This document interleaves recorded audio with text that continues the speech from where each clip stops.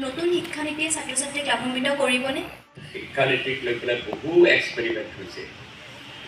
আজি নতুন শিক্ষানীতি আহিছে, পূৰ্বতেও বিভিন্নভাৱে শিক্ষানীতি প্ৰচাৰিত হৈছিল, কিন্তু আল্টিমেট গৈ পেলাই আমি গালো বালো খলাখতিৰ সাৰ যেন হৈছে।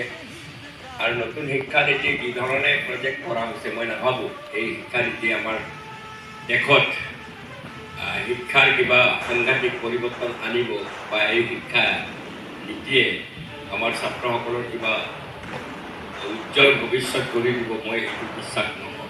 নতুন শিক্ষানীতিত বহু দুৰ্বলতা আছে আৰু নতুন শিক্ষানীতিক উৎসাহিত হ'ব লগা কোনো কথা নাই বুলি মই ভাবোঁ। জাহিৰুদ্দিন, মোৰ এটা প্ৰশ্ন, ৩ নং বৰপেটা লোক সমষ্টিত 14জন প্ৰাৰ্থীৰ ভিতৰত আপোনাৰ কি সমাজখনক পৰিৱৰ্তন কৰাৰ কাৰণে আমাৰ